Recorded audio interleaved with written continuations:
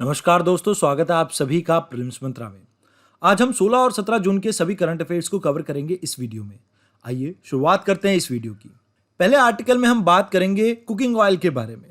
देखिए, आप सभी को पता है कि हम कुकिंग ऑयल को इंपोर्ट करते हैं। इसके पीछे बहुत से रीजंस हैं। जैसे भारत के अंदर जो फार्मिंग लैंड है वो बहुत ज़्यादा फ्रेगमेंटेड है। जैसे आप देखते हैं कि एक पर्सन है, इसके आगे 4 बच्चे हुए, तो ये आगे जो लैंड है, मतलब मान लीजिए इसके पास 4 एकड़ जमीन थी, तो ये 4 हिस्सों में डिवाइड हो गई, सबके पास एक एक एकड़ आया।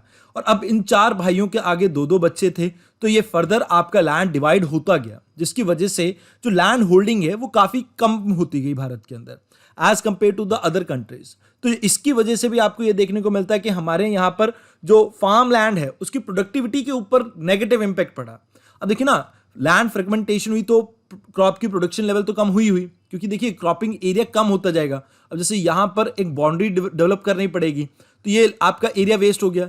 ऐसे ही यहाँ पर भी ये एरिया वेस्ट हो गया। तो ये वेस्टेज की वजह से एक तो आपकी एग्रीकल्चर का एरिया कम हुआ, और दूसरी चीज यहाँ पर ये देखने को मिली कि पहले अगर हम बड़े लैंड की बात करें तो वहां पर आप खेती बाड़ी के लिए मशीन्स का इस्तेमाल कर सकते थे। बट क्योंकि यहाँ पर आपके पास छोटी लैंड होल्डिंग है, तो आप बड़ी बड़ी मशीनों का इस्तेमाल नहीं कर सकते। इसके साथ साथ आपके पास सीड्स की क्वालिटी में बहुत ज़्यादा रिसर्च नहीं की जाती है। जैसे अगर भारत के अंदर रिसर्च की बात की जाए तो वीट और राइस के ऊपर सबसे ज़्यादा जोर दिया जाता है, जबकि ऑयल सीड और बाकी चीज़ें जो आपकी क्रॉप्स में आती हैं उनके ऊपर इतना ज़्यादा ध्यान नहीं दिया जाता है। भारत के अंदर इरिगेशन फैसिलिटीज़ भी इतनी अच्छी नहीं है, जिसके कारण यहाँ पर आपको क्रॉप प्रोडक्शन में कमी देखने को मिलती है ऑयल सीड की। साथ के साथ हमारे यहाँ पर क्लाइमेट वर्नेबिलिटी भी बहुत ज़्यादा है। अब जैसे आपको पता है कि इंडिया में जो क्रॉप्स हैं वो ज़्यादातर मानसून डिपेंडेंट है, और ये जो आपकी क्रॉप है, अगर बात की जाए जो ऑयल सीड्स की क्रॉप है, ये आपकी किसके ऊपर डिपेंडेंट है? ये आपकी ना ड्राई लैंड के ऊपर क्रॉप कल्टीवेट की जाती है। ड्राई लैंड मतलब जहाँ पर आपकी 75 सेंटीमीटर या इसके आसपास बारिश होती हो, मतलब लगभग इतनी कम। अब अगर बारिश कम होगी तो यहाँ पर आपकी जो क्रॉप प्रोडक्शन है उसके ऊपर बहुत ज़्यादा नेगेटिव इम्पैक्ट पड़ेगा। अब मान लीजिए क्रॉप प्रोडक्शन अगर हो भी जाती है ठीक ठाक, तो बैक एंड पे भी हमारे पास इतना सपोर्ट नहीं है। अभी आपने देखा होगा भारतीय सरकार ने काफ़ी कुछ एफर्ट डाले हैं, जिसमें हम कोशिश कर रहे हैं कि स्टोरेज जो होती है, कोल्ड स्टोरेज, उसे डेवलप कर सके।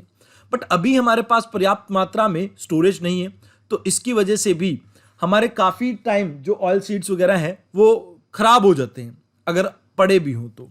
इसके अलावा हम इंपोर्ट के ऊपर बहुत ज़्यादा डिपेंडेंट हैं, और गवर्नमेंट की स्कीम या गवर्नमेंट का सपोर्ट इन क्रॉप्स के लिए इतना ज़्यादा नहीं मिलता है। देखिए, अगर एमएसपी के अंडर प्रोक्योरमेंट की बात करें तो उसमें राइट एंड वीज को सबसे ज़्यादा प्रोक्योर किया जाता है बाकी चीज़ों की तुलना में। तो ये सबसे बड़ी कमी है यहाँ पे। तो इसी वजह से लोग प्रेफर करते हैं कि भाई वीट और राइस हो तो बेटर है।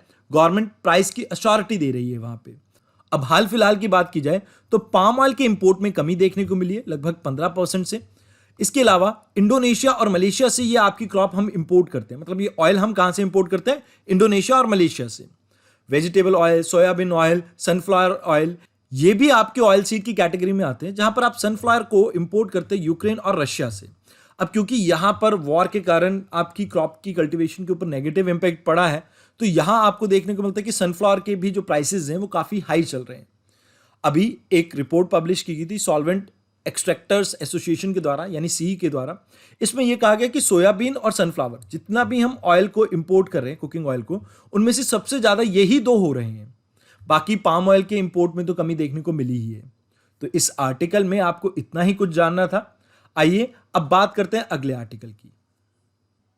इस आर्टिकल में हम बात करेंगे 2-3 चीज़ों के बारे में। देखिए, पहले हम जीएसटी काउंसिल को समझेंगे, फिर अभी इनडायरेक्ट टैक्सेस में काफ़ी अच्छा उछाल देखने को मिला है हमें, इसके बारे में समझेंगे, एंड देन एंटी इन्वेजन के बारे में हम समझेंगे। सबसे पहले जीएसटी काउंसिल के बारे में बात की जाए तो ये एक आपकी कॉन्स्टिट्यूशनल बॉडी है जो कि आर्टिकल 279A के अंडर बनी है। इसे चेयर करते हैं आपके फाइनेंस मिनिस्टर।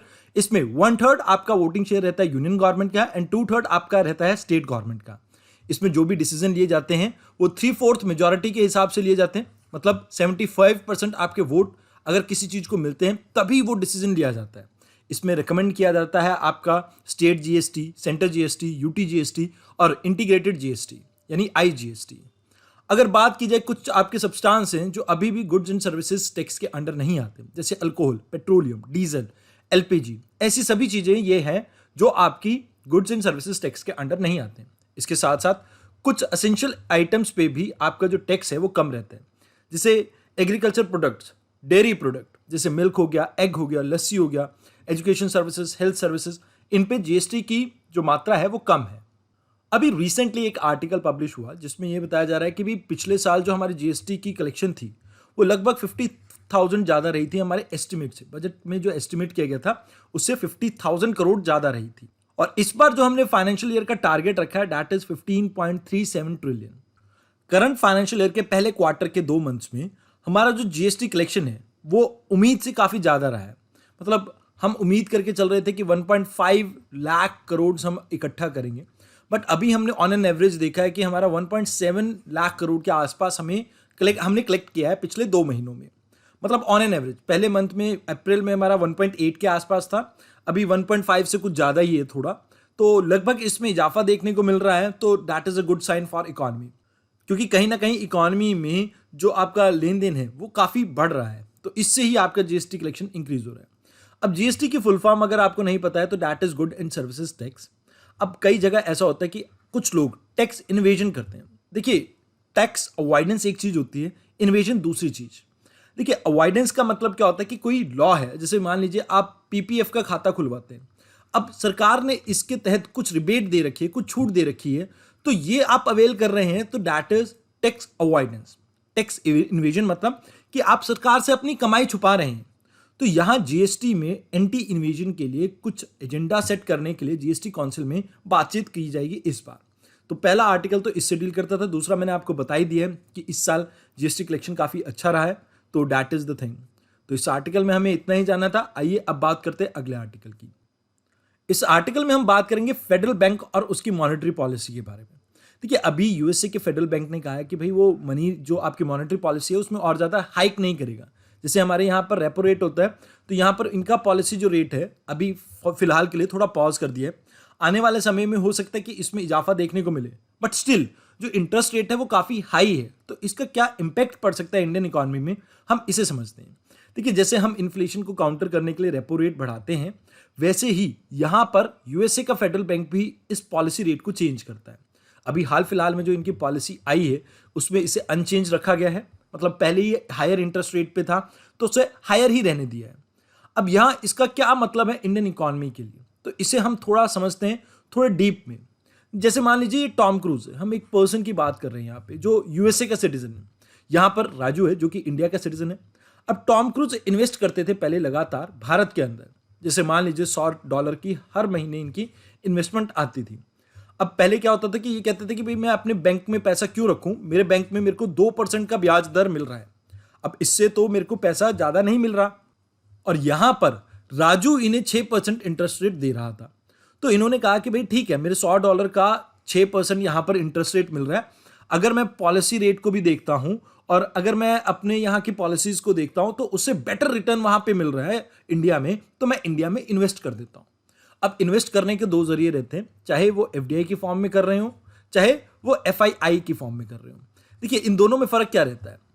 एफडीआई में आप मैनेजमेंट का पार्ट बनते हैं, आप लॉन्ग टर्म इन्वेस्टमेंट करने की सोचते हैं। जैसे मान लीजिए एक कंपनी है एबीसी, इस एबीसी कंपनी ने इन्वेस्ट करना है इंडिया की एक कंपनी में, जैसे नाम समझ लेते हैं इसका, श्याम सिंह। अब श्याम सिंह के अंदर इन्होंने इन्वेस्ट करना है इस कंपनी के अंदर, तो यहां पर ये चाहते हैं कि इसके मैनेजमेंट का भी पार्ट बने, तो वो एफडीआई कहलाएगा। अगर सिर्फ इसके शेयर्स में इन्वेस्ट करना चाहते हैं, मैनेजमेंट का पार्ट नहीं बनना चाहते, तो ये फॉरेन इंस्टीट्यूशनल इन्वेस्टमेंट कहलाता है। अब देखिए, यहां तक तो आपको समझ में आया कि भाई टॉम पहले क्यों भारत के अंदर इन्वेस्ट कर रहा था। अब देखिए, टॉम को क्या हुआ कि भाई इसे अपने खुद के देश में 5.5% का इंटरेस्ट रेट मिलने लग गया। अब कहता है यार, पहले मैं डॉलर को रुपये में चेंज करता था, उसके ऊपर मेरा कुछ पैसा कटता था, फिर रुपये को वापस डॉलर में कन्वर्ट करना, उसके ऊपर मेरे को चार्जेस पे करने पड़ते थे। तो ओवरऑल जो मेरे को 6% का इंटरेस्ट पड़ रहा था, वो एक्चुअल में मेरे को ऑन पेपर तो मतलब एक्चुअल इन हैंड तो 5% ही मिल रहा था। तो यहां पर अगर मेरा खुद की कंट्री में मेरे को 5.5 मिल रहा है, या 5 भी मिल रहा है, या 4.5 भी मिल रहा है, तो मैं क्यों इतनी परेशानी लूं, मैं अपने देश के अपने बैंक के अंदर ही पैसा निवेश करूं। तो इससे होगा क्या, क्योंकि अभी जो आपका अनचेंज्ड हाई इंटरेस्ट रेट देखने को मिल रहा है यूएसए में, उससे भारत के ऊपर क्या इंपैक्ट पड़ेगा। एफडीआई और एफआईआई भारत के अंदर अब कम आएंगी, क्योंकि जो यूएसए के सिटीजन होंगे वो कोशिश करेंगे कि अपने देश में ही कहीं ना कहीं निवेश करें या इन्वेस्ट करें। अब इससे एक और चीज भी होगी। देखिए, इंडियन इकोनॉमी में जिन्होंने इन्वेस्ट कर रखा था वो सोचेंगे कि भाई अब हमारे देश में हमारे को अच्छा पॉलिसी रेट मिल रहा है, तो why don't we continue with investment in our own country, मतलब हम अपनी कंट्री में क्यों ना इन्वेस्ट करें। तो यहां पर जो आउटफ्लो है आपका वो स्टार्ट हो जाएगा। मतलब यूएसए के जो सिटीजन है इंडियन इकोनॉमी से, इंडियन शेयर बाजार से अपना पैसा वापस खींचने लगेंगे। अब अगर ऐसा हुआ तो इंडिया की जो शेयर मार्केट है वो गिर सकती है, मतलब क्रैश कर सकती है। इसके साथ साथ जो डिमांड है डॉलर की वो बढ़ेगी, क्योंकि लोग ज़्यादा से ज़्यादा पैसे डॉलर में डिमांड करेंगे। अब डॉलर की डिमांड बढ़ेगी तो इससे रुपये की जो वैल्यू है वो रुपये की वैल्यू आपकी डेप्रिशिएट होगी, कम होगी, और इससे जो इम्पोर्ट है वो महंगे हो जाएंगे। अब आप सभी को पता है जैसे हम क्रूड ऑयल में 85% हम इंपोर्ट करते हैं, वेयर एज अगर हम बात करें कुकिंग ऑयल की, इसमें भी ऑलमोस्ट 60% हम इंपोर्ट करते हैं। तो यहाँ आपको समझना होगा कि हम बहुत सी चीज़ों को इंपोर्ट करते हैं, वो इंपोर्ट महंगा होगा तो इससे इंडियन इकोनॉमी के ऊपर नेगेटिव इंपैक्ट पड़ेगा। तो यहाँ आपको ये समझना बहुत ज़रूरी था। आई होप आपको आर्टिकल का पूरा कंटेक्स्ट समझ में आया हो, क्योंकि इसका इंडिया के ऊपर क्या इंपैक्ट होना है इसी के ऊपर आपका प्रीलिम्स में क्वेश्चन आता है। यूपीएससी में कभी आपसे ये नहीं पूछा जाएगा कि यूएस फेड बैंक का क्या इंटरेस्ट रेट रहा, उसका क्या इंपैक्ट रहा, वो अप्लाइड क्वेश्चन आता है। तो दैट्स वाई मैंने सोचा कि आपको इस आर्टिकल के थ्रू से पूरा एक्सप्लेन कर दूं। आइए अब बात करते हैं दूसरे आर्टिकल की। इस आर्टिकल में हम बात करेंगे ग्लोबल वार्मिंग के बारे में। देखिए, सबसे पहले आप समझिए कि ग्लोबल वार्मिंग होती क्या है। देखिए, जब आपकी ग्रीन हाउस गैसेज का एमिशन बहुत ज़्यादा बढ़ जाता है, अब जैसे कार्बन डाइऑक्साइड हो सकती है, कार्बन मोनोऑक्साइड हो सकती है, मीथेन हो सकती है, ऐसी कई गैसेज होती हैं जो आपके हीट को ट्रैप करती है। जैसे सनलाइट जो आती है आपकी अर्थ के ऊपर, ये अपने आप में गैसेज इन्हें ट्रैप कर लेती हैं। अब ट्रैप करने के बाद से ये धीरे धीरे इस हीट को रिलीज करती है, जिसकी वजह से धरती का जो तापमान है वो बढ़ जाता है। मतलब कि जो आपकी ग्रीन हाउस गैसेज हैं वो बेसिकली रिस्पॉन्सिबल है आपकी ग्लोबल वार्मिंग के लिए। अब ग्लोबल वार्मिंग से एक इम्पैक्ट देखने को मिलता है, दैट इज क्लाइमेट चेंज। अब क्लाइमेट चेंज क्या है? देखिए, आपने दो फिनोमेना सुने होंगे, एक सुना होगा वेदर, एक सुना होगा क्लाइमेट। अब वेदर होता है आपका शॉर्ट टर्म फिनोमेना, मतलब डे टू डे चीज़ों में आप जो देख रहे हैं। जैसे मान लीजिए आज दिल्ली में बरसात हो रही है, तो ये दिल्ली का आज का मौसम बता रहा है, तो ये वेदर है। वेयर एज क्लाइमेट, आप दिल्ली के लॉन्ग टर्म यानी 50 साल या 60 साल के जो ट्रैक रिकॉर्ड रहा है क्लाइमेट का या टेम्परेचर का, आप इन्वायरमेंटल कंडीशन का, एटमॉस्फेरिक कंडीशन का, आप जब उसे देखते हैं, दैट इज क्लाइमेट। तो climate change is a long term phenomena. अब इस आर्टिकल को हम समझते हैं। देखिए, इस आर्टिकल में ये कहा जा रहा है कि पहली बार ऐसा हुआ है कि समर में आपका जो global green house gas emission की वजह से ग्लोबल वार्मिंग है वो 1.5 डिग्री सेल्सियस के थ्रेशोल्ड से पार चला गया। अब समझते हैं इस थ्रेशोल्ड को। सबसे पहले देखिए, इस थ्रेशोल्ड कुछ नहीं है। पेरिस एग्रीमेंट के दौरान सभी वर्ल्ड लीडर्स इस बात से एग्री करते हैं कि हम जो आपका प्री इंडस्ट्रियल लेवल था, यानी 1850 में जो ग्लोबल टेम्परेचर था, हम उस टेम्परेचर को 2 डिग्री सेल्सियस से ज़्यादा राइज नहीं करने देंगे। हमारा प्रेफर्ड टेम्परेचर तो रहेगा कि 1.5 डिग्री सेल्सियस ही रहेगी। तो पेरिस एग्रीमेंट के तहत हमने ये डिसाइड किया था कि हम ग्लोबल टेम्परेचर को 1.5 डिग्री सेल्सियस से ज़्यादा राइज नहीं करने देंगे। बट अभी हाल फिलहाल में क्या हुआ कि समर में ये जो आपका ग्लोबल मीन टेम्परेचर है ये 1.5 डिग्री से ज़्यादा हो गया प्री इंडस्ट्रियल लेवल। ये हमें जून के अभी इस साल के मौसम में ही देखने को मिला है। ऐसा नहीं है कि ये पहली बार हुआ है, इससे पहले विंटर और स्प्रिंग में ये चीज़ें देखी जाती थी, जहाँ पर डेली ग्लोबल टेम्परेचर आपका एक्सीड कर जाता था प्री इंडस्ट्रियल लेवल से। ऐसे 2015 में भी हुआ है, 16 में भी हुआ है और 2020 में भी हुआ है। वर्ल्ड मेट्रोलॉजिकल ऑर्गेनाइजेशन का ये कहना है कि 66% चांस ये हैं कि आने वाले 5 साल यानी 2023 से 27 के बीच में जो वर्ल्ड ग्लोबल टेम्परेचर है वो 1.5 डिग्री से ज़्यादा आपका हाई हो जाएगा। मतलब उतनी ग्लोबल वार्मिंग हमें देखने को मिलेगी, वो एक्सीड कर जाएगा टेम्परेचर। और अभी की बात करें तो लास्ट ईयर जो हमने ग्लोबल मीन टेम्परेचर को रिकॉर्ड किया था, that was around 1.15 degree Celsius. मतलब प्री इंडस्ट्रियल लेवल से हम पहले ही काफ़ी राइज कर चुके हैं। अभी हमारे पास एक छोटी ही विंडो बाकी है जहां पर हम इस क्लाइमेट चेंज को रोकने की कोशिश कर सकते हैं। अदरवाइज जो चेंजेस होंगे क्लाइमेट के अंदर वो लॉन्ग टर्म हो सकते हैं। 1.5 डिग्री सेल्सियस से जब भी आपका टेम्परेचर ज़्यादा बढ़ेगा तो इससे आपकी जो स्नो है, जो आपके आइस कैप्ड एरिया है, वहाँ से मेल्ट करेगी। अब जब आइस मेल्ट करेगी तो वहाँ पर इन आइस के अंदर स्टोर्ड मीथेन रिलीज होगी, जिससे पॉजिटिव फीडबैक साइकिल स्टार्ट होगा। अब मीथेन के ज़्यादा निकलने से आप क्या देखेंगे कि ये और ज़्यादा बूस्ट करेगा आपके क्लाइमेट चेंज को। अब यहाँ अभी चिंता की तो कोई बात नहीं है 1.5 डिग्री सेल्सियस से जो ग्लोबल मीन टेम्परेचर ज़्यादा हुआ है स्प्रिंग में, क्योंकि जो आप पेरिस एग्रीमेंट में हमने जो बात कही है वो लॉन्ग टर्म मीन टेम्परेचर की बात की है, यानी 20 से 30 साल की हमने बात की है। ये जो आपका डेली या इवन एनुअली जो आपका टेम्परेचर राइज हो रहा है इससे फर्क नहीं पड़ता है, बट हमें कोशिश ये करनी है कि लॉन्ग टर्म जो ग्लोबल वार्मिंग है हम उसको रोक पाए। इसके लिए पर्याप्त मात्रा में स्टेप लेना बहुत जरूरी रहेगा। इस आर्टिकल में इतना ही था। आइए अब बात करते हैं अगले आर्टिकल की।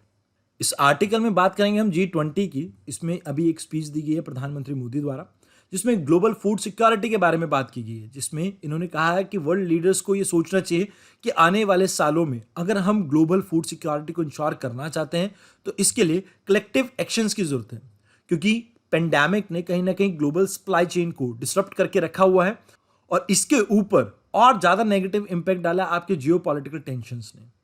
अगर बात की जाए ग्लोबल साउथ की यानी कि डेवलपिंग कंट्रीज की, इसमें से लगभग 30% जीडीपी में कंट्रीब्यूशन आपका एग्रीकल्चर सेक्टर से आता है और लगभग 60% लोग इस एग्रीकल्चर सेक्टर में ही इन्वॉल्व हैं। अब क्लाइमेट चेंज की वजह से जिस तरह के एक्सट्रीम इवेंट्स की फ्रीक्वेंसी इंक्रीज हुई है, इंटेंसिटी इंक्रीज हुई है, इसकी वजह से एग्रीकल्चर के ऊपर और भी ज़्यादा नेगेटिव इंपैक्ट आपका पड़ेगा, जिसके कारण आपकी ग्लोबल प्रोडक्टिविटी जो है एग्रीकल्चर सेक्टर की वो डिक्लाइन करेगी। तो हमें यहाँ पर ज़रूरत है एक कलेक्टिव एक्शन की, जहाँ पर हम फोकस करें सस्टेनेबल और इंक्लूसिव फूड सिस्टम के ऊपर।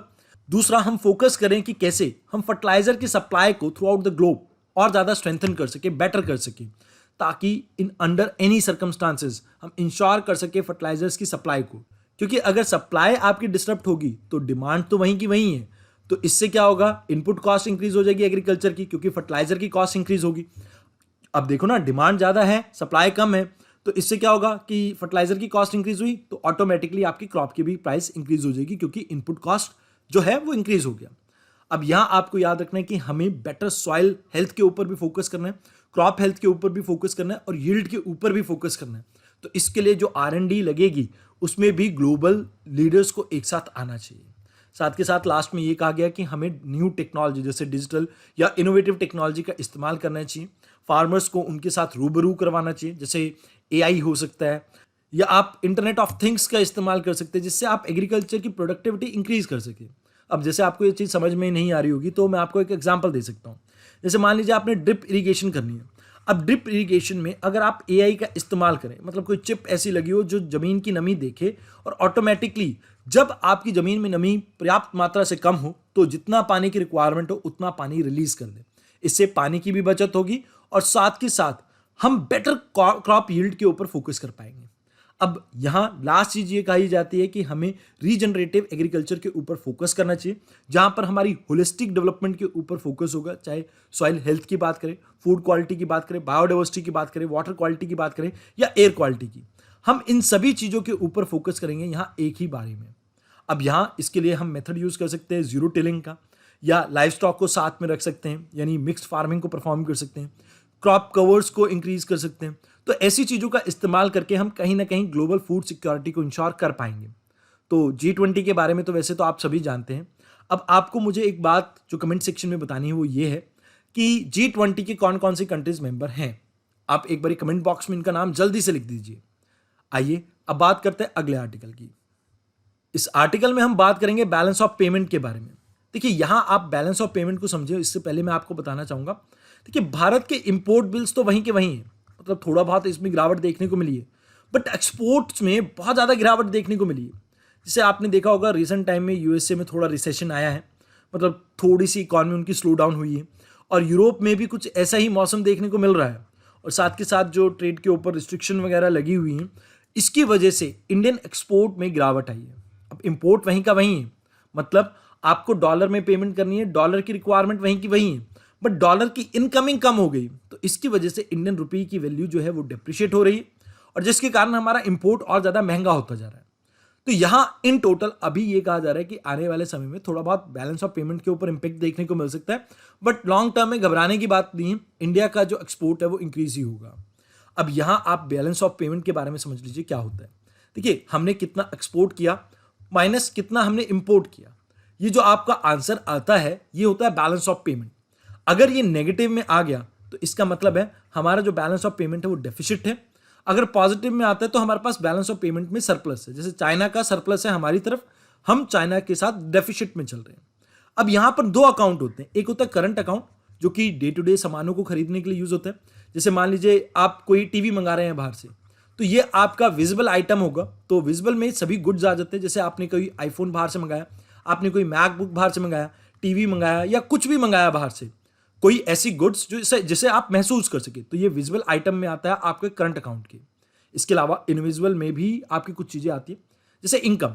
जैसे मान लीजिए आप कहीं किसी कंपनी में आपने निवेश कर रखा है। एग्जांपल देता हूं, जैसे टाटाज ने रेंज रोवर में इन्वेस्ट कर रखा है, तो वहां से जो प्रॉफिट आया, मान लो वहां से कोई किसी को लोन उधार दे रखा है टाटाज ने, तो वहां से कुछ इंटरेस्ट आया, या किसी कंपनी में उन्होंने शेयर ले रखे तो वहां से कोई डिविडेंड आया, किसी पर्सन ने शेयर खरीद रखे तो वहां से डिविडेंड आया, तो वो सभी इनकम पार्ट में आ जाते हैं।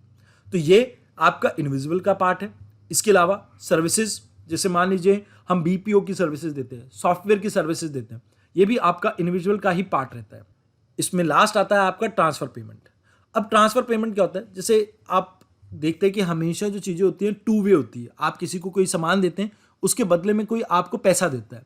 अब यहाँ पर ट्रांसफर पेमेंट में होता है वन वे पेमेंट। जैसे रेमिटेंसेस, आपने अपने माता पिता को पैसे भेजे, आप यूएसए रहते थे, आपने अपनी मम्मी को पैसे भेजे कि ठीक है आप घर के खर्चे के लिए पैसा इस्तेमाल कर लेना, तो दैट इज रेमिटेंसेस। उसके एवज में आपको कोई सर्विसेज नहीं मिलेंगी, तो दैट इज ट्रांसफर पेमेंट। किसी ने किसी को डोनेशन दी, जैसे मान लीजिए कोई एनजीओ है, इसको कोई फॉरेन फंडिंग आई है, तो that is also part of this. किसी को कोई गिफ्ट मिला है, जैसे मान लीजिए मैं विदेश में नहीं रहता बट मैं इंडिया में रहता हूँ, जैसे इंडिया में मेरा कोई कजन आया बाहर से और उसने आके मेरे को कोई गिफ्ट किया, तो that is also transfer payment. तो ये सभी आपके करंट अकाउंट के पार्ट है, जो normal day to day life के पार्ट है।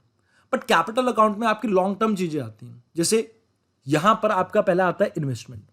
इन्वेस्टमेंट का मतलब होता है जहां पर आप लॉन्ग टर्म और शॉर्ट टर्म किसी कंपनी में निवेश कर रहे हैं, जैसे कि एफडीआई। एफडीआई का मतलब फॉरेन डायरेक्ट इन्वेस्टमेंट। अब इसमें आप मैनेजमेंट का पार्ट बन जाते हैं। लॉन्ग टर्म इन्वेस्टमेंट रहती है, आप कंपनी के शेयर्स खरीद के उसके पार्टनर बन जाते हैं। एफआईआई, यहां पर आप सिर्फ शेयर खरीदते हैं, आप मैनेजमेंट का पार्ट नहीं बनते हैं, तो ये शॉर्ट टर्म इन्वेस्टमेंट हुई। तो ये सभी भी आपके इन्वेस्टमेंट के ही पार्ट रहते हैं। इसके अलावा लोन्स में आपके जैसे सॉवरेन लोन्स होते हैं, जैसे किसी गवर्नमेंट ने किसी गवर्नमेंट से उधार लिया, या आपके एक्सटर्नल कमर्शियल बोरोइंग, किसी प्राइवेट सेक्टर ने, प्राइवेट इंडिविजुअल ने बाहर से कोई लोन लिया। साथ के साथ जैसे एनआरआईज ने, लास्ट जो है आपके कैपिटल अकाउंट में, एनआरआईज ने एफडी अकाउंट खुलवा लिया है, फिक्स डिपॉजिट अकाउंट खुलवा लिया भारत के अंदर, क्योंकि रेट ऑफ इंटरेस्ट अच्छा मिल रहा था, तो that is also under your capital account. तो बैलेंस ऑफ पेमेंट में हम इन सभी चीजों को, करंट और कैपिटल अकाउंट को एक साथ देखते हैं और यहां से हम कैलकुलेट करते हैं कि ये सरप्लस में है कि ये डेफिसिट में है। तो इस आर्टिकल में आपका इतना ही था। आइए अब बात करते हैं अगले आर्टिकल की। इस आर्टिकल में हम बात करेंगे सेबी की, और अभी इसने ऑनलाइन बॉन्ड प्लेटफॉर्म के लिए कुछ चेंजेस किए हैं। जैसे यहां आपको सबसे पहले पता होना चाहिए कि सेबी है क्या। ये एक स्टैट्यूटरी बॉडी है जो 1992 में बनी थी। इसका काम है कि इन्वेस्टर्स के इंटरेस्ट को प्रोटेक्ट करता है, प्रमोट और रेगुलेट करता है आपके स्टॉक मार्केट को। अभी एक रिस्ट्रिक्शन लगा दी गई है ऑनलाइन बॉन्ड प्लेटफॉर्म्स के ऊपर कि भाई ये सिर्फ डेट सिक्योरिटी ही प्रोवाइड कर सकते हैं, जिसमें आती है आपकी गवर्नमेंट सिक्योरिटी, टी बिल्स, या आपके सॉवरेन बॉन्ड्स हैं जो लिस्टेड हैं वो, म्युनिसिपल डेट सिक्योरिटीज जो लिस्टेड है वो, ये सभी चीजें आएंगी आपकी। आपको इसके लिए रजिस्टर करना पड़ेगा सेबी के साथ। इसमें आप स्टॉक ब्रोकर की कैटेगरी में आएंगे, जो भी ऑनलाइन प्लेटफॉर्म इस तरह की सर्विस देना चाहते हैं, और यहां आप डील करेंगे डेट सेगमेंट के स्टॉक एक्सचेंज से। तो डेट और इक्विटी में फर्क होता है एक, बेसिकली मैं आपको वो बता देता हूं। देखिए, उधार जब आप किसी को देते हैं ना, तो उसमें असल अमाउंट तो वापस आती ही आती है, और मंथली आपको जो जैसे प्रिंसिपल अमाउंट है उसके ऊपर इंटरेस्ट भी आता है। बट इक्विटी में ना आप कंपनी के पार्टनर बन के, मतलब पार्ट बन के, अब उसमें अगर मान लीजिए कोई कंपनी फेल होती है तो डेट उधारी है वो तो वापस आएगा, बट इक्विटी क्योंकि आप उस कंपनी के अंदर पार्टनर थे, अगर कंपनी डूबी तो आपका पैसा वापस नहीं आएगा। तो यहां पर इक्विटी में रिस्क ज्यादा रहता है, डेट में आपका जो रिस्क है वो थोड़ा कम रहता है। तो इस चीज में इन दोनों में ये फर्क है थोड़ा। आइए अब बात करते हैं अगले आर्टिकल की। अभी रिसेंटली जेनरिक मेडिसिन, चाहे डायबिटीज की बात करें, गैस्ट्रिक की बात करें, या कार्डियोवास्कुलर डिजीज की बात करें, इनके लिए दवाइयों की डिमांड काफी बढ़ गई है, खासकर जेनरिक मेडिसिन की। अब ऐसा क्यों है? क्योंकि जेनरिक मेडिसिन का दाम जो है वो 50 से 90% कम होता है आपकी ब्रांडेड टैबलेट से या मेडिसिन से। अब ये आपकी अनब्रांडेड मेडिसिन रहती है जो कि उतनी ही सेफ है जितनी ब्रांडेड आपकी मेडिसिन रहती हैं। जैसे आपने एस्पिरिन के बारे में सुना होगा, इसकी जेनरिक वर्जन को हम कहते हैं डिस्प्रिन। देखिए, डिस्प्रिन एस्पिरिन जितनी ही किफायती है, बट यहां फर्क क्यों है दाम में, आप इसको समझिए। देखिए, एस्पिरिन जो है वो ब्रांडेड वैल्यू जो है उसकी इसके पीछे रीज़न है उसका जो IPR है, यानी इंटेलेक्चुअल प्रॉपर्टी राइट। मतलब मान लीजिए आपने कोई दवाई बनाई है, इसका कोई सीक्रेट फार्मूला था, अब ये 10 साल तक के लिए सीक्रेट रह सकता है क्योंकि आपने इसके ऊपर अपने IPR को रजिस्टर करवा लिया है। अब 10 साल बाद जब ये IPR खत्म होगा तो इसे कोई भी कंपनी मैन्युफैक्चर कर सकती है। तो उस समय ये जो दवाई है कोई और कंपनी अगर मैन्युफैक्चर करती है तो वो सस्ते दामों में बेच पाती है। तो यही आपकी जेनरिक मेडिसिन का भी कॉन्सेप्ट है। सेफ है, एफिकेसी भी बिल्कुल सेम है, बट ये है कि वो अनब्रांडेड है, दूसरी आपके ब्रांडेड थोड़ी कॉस्टली होती है। अब भारत के अंदर प्रधानमंत्री जन औषधि परियोजना के तहत ये हम कोशिश कर रहे हैं कि ज़्यादा से ज़्यादा लोगों को ये मेडिसिन सस्ते दामों पे हम प्रोवाइड कर सकें। इसको इम्प्लीमेंट कर रहा है आपका bureau of pharma PSU of India, जो कि आपके ministry of chemical and fertiliser के अंडर आता है। इस स्कीम की शुरुआत हुई थी 2008 में डिपार्टमेंट ऑफ फार्मा के अंडर। तो जेनरिक मेडिसिन के बारे में इतना ही आपको जानना था। आइए अब बात करते हैं अगले आर्टिकल की। इस आर्टिकल में हम बात करेंगे मिलेट्स के बारे में। देखिए, फाओ ने इस साल को इंटरनेशनल ईयर ऑफ मिलेट घोषित किया हुआ है। तो मिलेट्स इस साल काफ़ी न्यूज़ में रहे हैं, तो हो सकता है कि मेंस या प्री में आपको इसके बारे में क्वेश्चन पूछ लें। तो मिलेट्स के बारे में आपको ये पता होना चाहिए कि आमतौर पे ये आपकी एक तरह के एनुअल ग्रास है जिसमें छोटे छोटे सीड्स होते हैं।